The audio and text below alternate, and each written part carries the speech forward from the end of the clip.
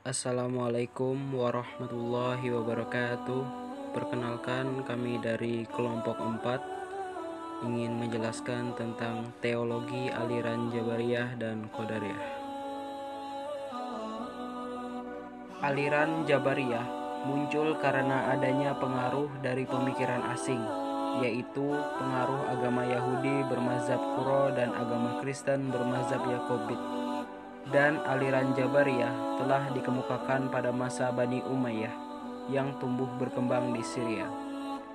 Kata Jabariyah berasal dari kata jabara yang berarti memaksa dan mengharuskannya, melaksanakan sesuatu atau secara harfiah dari lafaz al-jabr yang berarti paksaan. Kalau dikatakan Allah mempunyai sifat al-jabbar, itu artinya Allah maha memaksa. Selanjutnya kata jabara setelah ditarik menjadi jabariyah memiliki arti suatu aliran. Kemudian aliran Qadariyah pertama kali dimunculkan oleh Ma'bad al-Zuhani dan Ghailan al-Damashiki. Ma'bad al-Zuhani adalah seorang tabai yang dapat dipercaya dan pernah berguru pada Hasan al-Basri.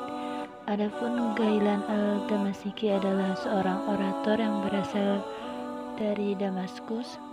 Ma'bad al-Zuhani menjadikan Irak sebagai daerah sasaran pengembangan paham ini dalam waktu yang lama. Sedangkan Ghailan al-Damashiki mengembangkan di daerah Damaskus dan Syam.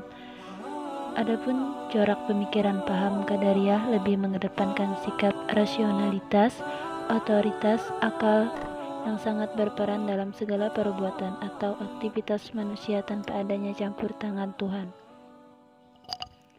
Qadariyah berasal dari kata qadara yang artinya memutuskan dan kemampuan dan memiliki kekuatan. Sedangkan sebagai aliran dalam ilmu kalam, Qadariyah adalah nama yang dipakai untuk salah satu aliran yang memberikan penekanan terhadap kebebasan dan kekuatan manusia dalam menghasilkan perbuatan-perbuatannya. Dalam paham Qadariyah, manusia dipandang mempunyai kudrat atau kekuatan untuk melaksanakan kehendaknya, dan bukan berasal dari pengertian bahwa manusia terpaksa tunduk kepada kudrat atau pada Tuhan.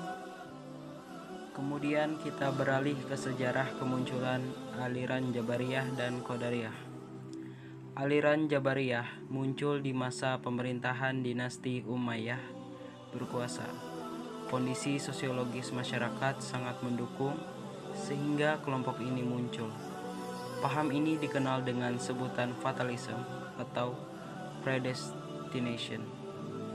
Aliran Jabariyah pertama kali dicetus oleh Ja'ad ibnu Dirham. Namun dalam sejarah tertulis bahwa penyebaran paham ini adalah Jaham ibnu Syahwan yang lahir di kota Samarkand, Khusran, Iran, dan menetap di Irak. Jaham adalah seorang budak yang sudah dimerdekakan. Aliran ini dimulai di kota Tirmiz atau Iran Utara dan dikenal juga dengan aliran Jahmiyah.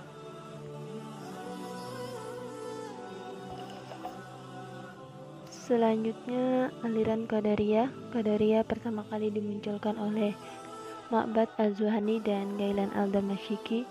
Ma'bad al-Zuhani adalah seorang tabai yang dapat dipercaya dan pernah berguru pada Hasan al-Basri. Adapun Ghailan al-Damashiki adalah seorang orator yang berasal dari Damaskus. Ma'bad al-Zuhani menjadikan Irak sebagai daerah sasaran pengembangan paham ini dalam waktu yang lama. Sedangkan Ghailan al-Damashiki mengembangkan di daerah Damaskus dan Syam. Adapun corak pemahaman Qadariyah lebih mengedepankan sikap rasionalitas, otoritas akal yang sangat berperan dalam segala perbuatan atau aktivitas manusia tanpa adanya campur tangan Tuhan. Dalam filsafat, paham Qadariyah disebut paham indeterminisme sebagai lawan determinisme atau Jabariyah. Paham indeterminisme memiliki beberapa argumen yang membuktikan kebebasan kehendak manusia dalam berbuat, antara lain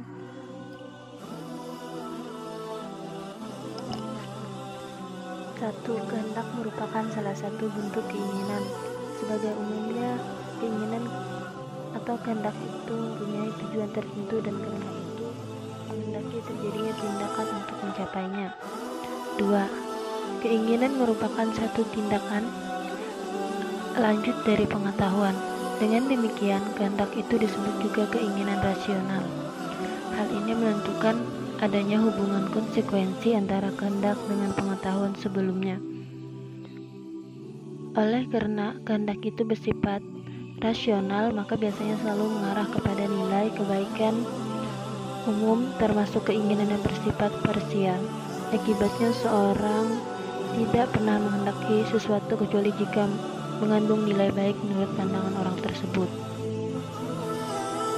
Tidak ada hubungan konsen antara tujuan umum dalam perbuatan Tuhan dan tujuan parsial dalam perbuatan manusia. Sebaiknya manusia yakin bahwa terdapat perbedaan antara kebaikan transenden dan kebaikan terestrial atau alam. Kebaikan terestrial dapat bersifat bebas saja sebagai anugerah dari Tuhan yang Maha Baik. Ketika kehendak itu mengarah kepada suatu objek, dasar ketergantungannya adalah dirinya sendiri.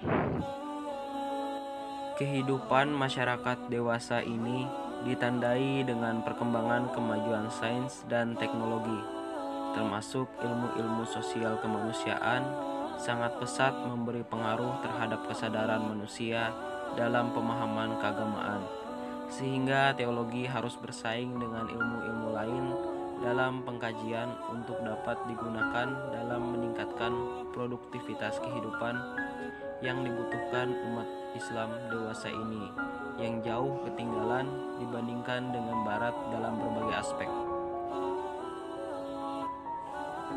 Peningkatan produktivitas tersebut diyakini oleh kelompok postmodernisme pada saat ini dapat dicapai dengan kekuatan optimistik akan kemampuan rasio, karena kekuatan akal yang dimiliki manusia dapat digunakan untuk yang pertama memahami realitas, yang kedua membangun ilmu pengetahuan dan teknologi, moralitas serta estetika, yang ketiga menentukan arah hidup dan perkembangan sejarah. Teologi sunatullah melambangkan qadariyah dan teologi kehendak mutlak Tuhan adalah jabariyah. Jadi paham qadariyah dapat memenuhi tuntutan masyarakat yang kreatif dan dinamis, yakni adanya kemampuan dan kebebasan dalam berkehendak dan berkreasi mengelola alam ini, yang merupakan syarat dalam meningkatkan produktivitas yang dapat menentukan masa depan sendiri sekaligus mengembalikan kejayaan Islam. Sementara paham Jabariyah akan melahirkan sikap apatis yang mengakibatkan kemunduran karena lebih banyak tergantung pada kehendak Tuhan dan menganggap manusia lemah tidak punya kemampuan. Hanya saja implikasi kedua paham ini sulit dihilangkan dalam masyarakat dan akan menjadi perdebatan karena keduanya mempunyai landasan dalam ayat-ayat Al-Quran.